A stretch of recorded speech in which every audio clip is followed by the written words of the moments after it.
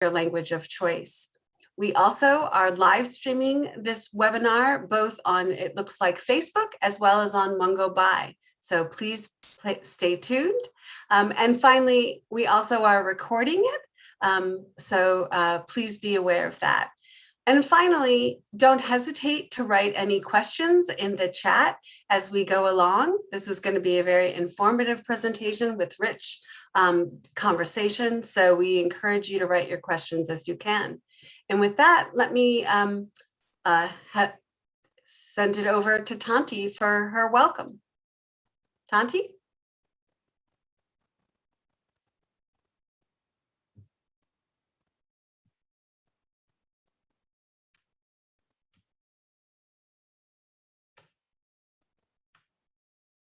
It would appear that Tanti is having some who organized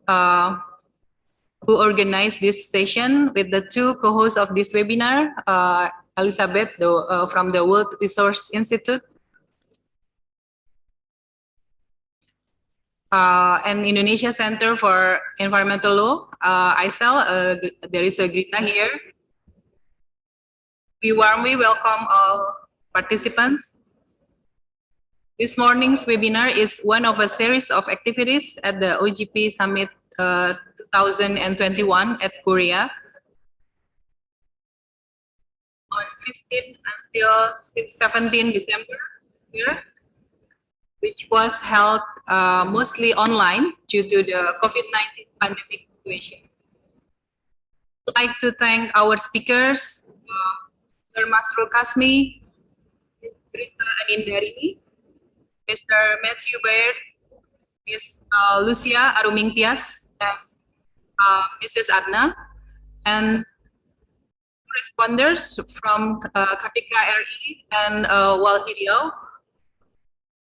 And we also thanks to the OGP Summit 2021 committee and participants from the Open Government Partnership community and civil society who have been willing to take the time for today's webinar. This is not our first time collaboration of the hosts in data and natural resources. In the past, WRI, ISEL, WALHI, and Media League have previously collaborated on programs related to access to environmental information in Indonesia and Thailand. And in the OGP community, WRI is one of the civil society organizations that draw up lessons learned from action plans related to the environment, natural resources, and climate change. Hopefully, this morning's webinar will be useful for all of us, especially for encouraging for the near future a similar OGP action plan in Asia Pacific, which is more ambitious, transparent, participatory, protect our environment, and can provide access to the people. We can learn from through this webinar from other countries' practices shared by the speakers, such as Peru, Ecuador, and the state of New South Wales. Also, the reflection from Indonesia Data Integration Initiative of OGP through co-creation between Media Link, Fitra Riau, and Riau Provincial Government. We also will have some critical notes from the civil society and the Corruption Eradication Commission in Indonesia. So my colleague Elizabeth Moses from WRI will host this event in the next 90 minutes. And I hope you enjoy attending this webinar. Thank you. Thank you, Tanti. It is indeed lovely to be back with you, Wally and Isel, and to welcome our new friends and presenters and respondents. Our first speaker today will be Mr. Masrul Kasmi. He is the Assistant Governor and Welfare of Riau Province Secretariat and currently contributes on coordinating policy formulation and facilitation, as well as controlling various reports on the results of implementation of local government's tasks at the Regional Government and Autonomy Bureau, the Law Bureau, and the People's Welfare Administration Bureau. Mr. Kasami, please take it from there.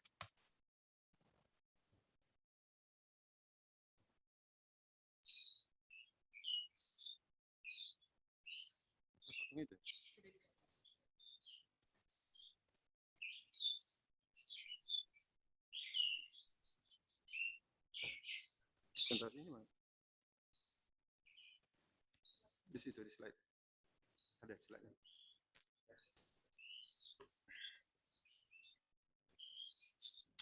Bismillahirrahmanirrahim. Assalamualaikum. Greetings. Selamat pagi. Good morning Kita semua. for all of us, Bapak-bapak dan ibu-ibu, ladies and gentlemen, peserta all the participants seminar kita yang of our webinar today. perkenalkan kami We are Haji Masrul Kasmi, Asisten 1 Setda Masrul Kasmi. I'm the First Assistant Government and People's Welfare, Riau Province Secretariat, and I will present you the presentation on urgency and implementation of One Data Riau that has been implemented for several times. I believe today is very important to rebuild our commitment so that the situation of data in Riau will be impactful, bring great impacts for policy making, especially in environment and the improvement, general improvement in the management of assets in the development, especially in Indonesia and also global. I will start delivering my presentation from the potentials of Riau province.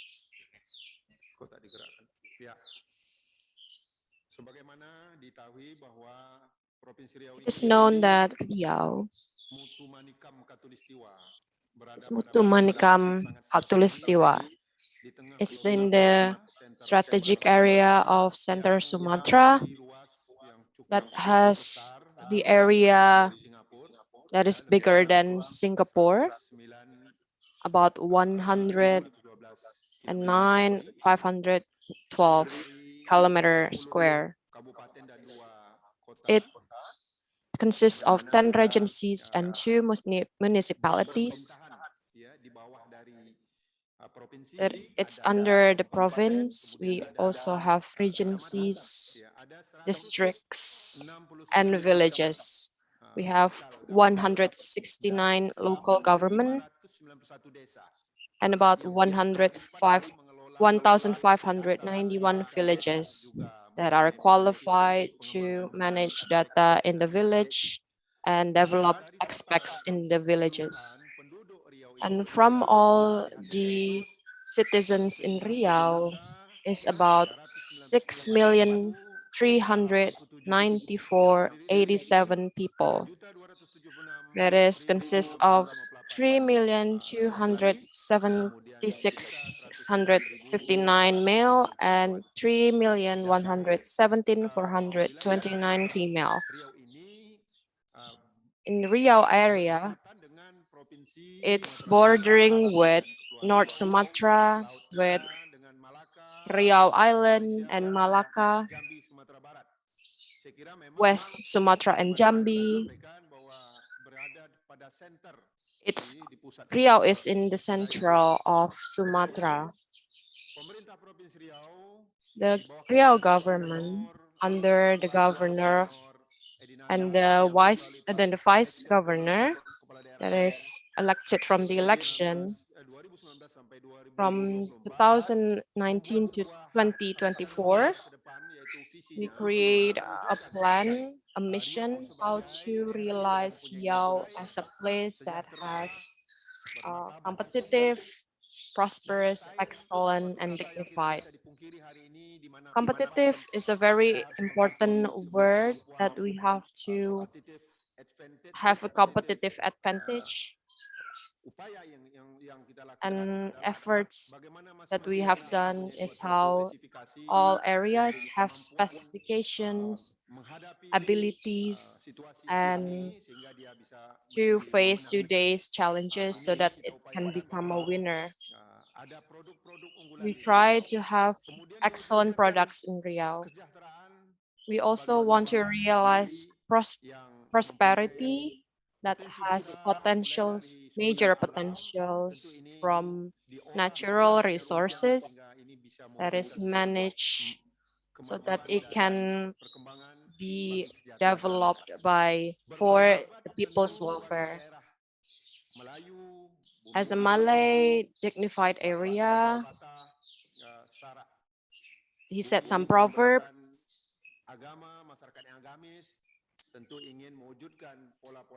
We want to realize a dignified religion so that it can make the prosperous people. We also want to have an excellent area, and Riau province has already achieved lots of achievements in regional and national levels. In sports, Riau has achieved the 4th rank. In Sumatra, we are the biggest, and in lots of events, both arts and culture. So it is a big potential for Riau to improve itself so that it can be better in the future. This vision and mission, especially that we talk today, is realizing good governance and excellent public service based on information technology. All countries, all areas it's inevitable to use technology. That includes Riau province. We are committed to do it. And it is supported by mission that are here today, because the Green Riau program is now championed, and two competitive and independent efforts. Because today, for those who have competitive advantage, you will win today. We really want to be winner in the development and of the economy of the people. The next direction for our development from 2020 to 2024 is the improvement of competitive advantages and the development of industry. And next year, we want to increase our economic independence based on industry, agriculture, tourism, from excellent public services. We see today that there are lots of good signs from the agricultural industry, particularly the oil palm. Even though today Riau also have the biggest land area with a great margin, so it makes a good potential. We are focusing on the 5th vision, that it will increase a clean, transparent, and accountable that will follow the target of the regional medium-term development plan that is now also being revised, especially to see the index of bureaucratic reform. And also, we want to see an improvement in public service quality and also government administration, that from year to year, Riau has tried to achieve the target of this indexes from different intensive meetings from our leaders, and thank God we have already got an improvement, gradual improvement. Next, what have we achieved? There are an action plan that has been compiled from 2020 to 2022. And we are really grateful that we are helped by Media Link and Fitra Riau. We also create a Secretariat of One Data Indonesia with Bapenas Indonesia to ensure data integration between Riau and central government and the open data from use to access useful data. We also do compilation of sectoral metadata with Statistik Riau, Bapedalitbang Riau Province, and the Diskominfotik Riau that has established a forum data to compile sectoral metadata. We also have interoperability application and data that we hope in 2022 that the Riau government and central government data application can be integrated in order to realize one Indonesia data. We also have the portal of Riau Data House that has already integrated 4,222 types of data with 47 numbers of OPD agencies. And this data has been used from 2015 to 2020. The availability of priority data from 2019 to 2021 for social forestry data, we have done a recapitulation for the data, which is the geospatial data for permission for in Riau forestry in 4 companies, IPHHKHA in 3 companies, IPHHKHTI in 57 companies, and IPHHAKHA production forest in 2 companies. So all of this permission is got from municipalities and cities in Riau. And the number of this data includes areas in different islands in Riau. And this data also got permission data from different areas in Riau. We also want to increase data management capacity in OPD, and we are trying to improve the involvement OPD that today have 12 OPDs, and we want to have more OPDs that can input the data so that it can be more comprehensive. We have already mentored 12 OPD that has do storage management of data that has been done by Indonesian Statistic Agency, Bapedalitbang, and Diskominfo. We believe that all of these things that are urgent, sorry, the time is up. A Malay country that has lots of culture. I would like to give a poem to Miss Elizabeth. Please listen to our poem in Malay.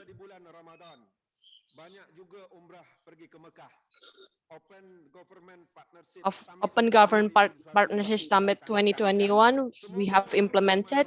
We hope this will be helpful for the people and the country.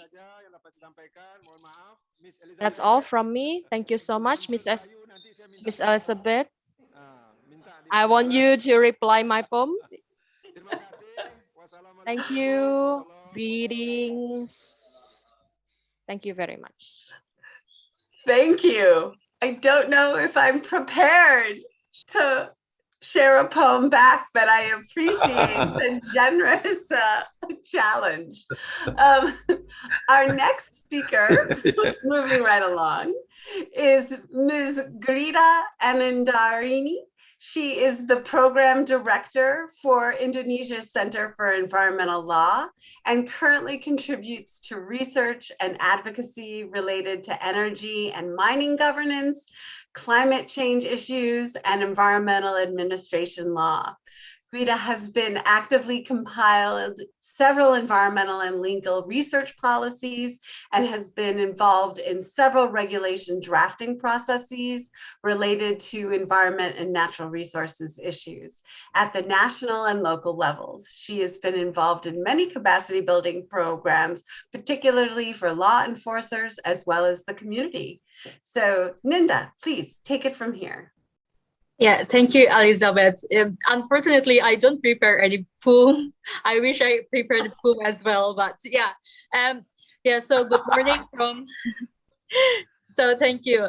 Good morning from Jakarta, and good afternoon and good evening, everyone. And so my name is Grita Anandarini. I am from Indonesian Center for Environmental Law. So let me share the screen first. Sorry, can you see my screen? Can you confirm that you see my screen? Yes. If you could put it into full presentation mode. Yeah, this one. Perfect. That looks perfect. Okay, so yeah, thank you for the opportunity. So in this session, I would like to discuss actually about just following the last presentation. I would like to discuss about why transparency of the data and the accountability really matters in the risk-based licensing era. So risk-based licensing era is kind of new licensing approach, which Omnibus Law on Job Creation has been acknowledged last year. And in this session, I will not discuss about the implementation of risk-based licensing era because we're still in the preparation stage, I think. But the regulations and the norms have been there. So I would like to give my comments about how and why the transparency and accountability really matters in risk-based licensing era. So just would like to emphasize these three fundamental access first, because our Constitution and our Environmental Protection Act actually already acknowledge that right to information, right to participation, and right to justice are three of fundamental access and become part of fundamental rights to achieve right of good and healthy environment, as been mentioned under the Constitution as well. And these procedural rights actually also recognized as human rights. So why this is really important? Because if we can imagine if public or if the citizen don't have really don't have proper or effective information timely, don't have the access to data, for example, they can't meaningfully participate in the decision-making process, and therefore they can give some corrective actions to the decision making if the decision making has to be corrected. And so as the line and so as the impacts, the public can't achieve the right to justice because of they don't have proper information and don't have proper and meaningful participation platform. So just a brief explanation about the risk-based licensing in Indonesia. This is a new regime actually. So in the risk-based licensing in Indonesia, the government regulation or the Omnibus Law on Job Creation classified at least for classifications as high-risk activities, medium high-risk activities, medium low-risk activities, and low-risk activities. This classification are impacted into the business license process. So if the high risk, the high risk activities shall actually secure the license, the medium high risk, medium low risk only have to secure such a standard certificate, and the low risk activities have to secure the business identification number only. And it's kind of different with the risk-based licensing in some countries that we that recognize. For example, in New South Wales, maybe Matthew will discuss it later, because risk-based licensing in Indonesia is somehow different with and not linked process with environmental assessment process. We still have like significant impact assessment process in environmental impact assessment process, and it's not really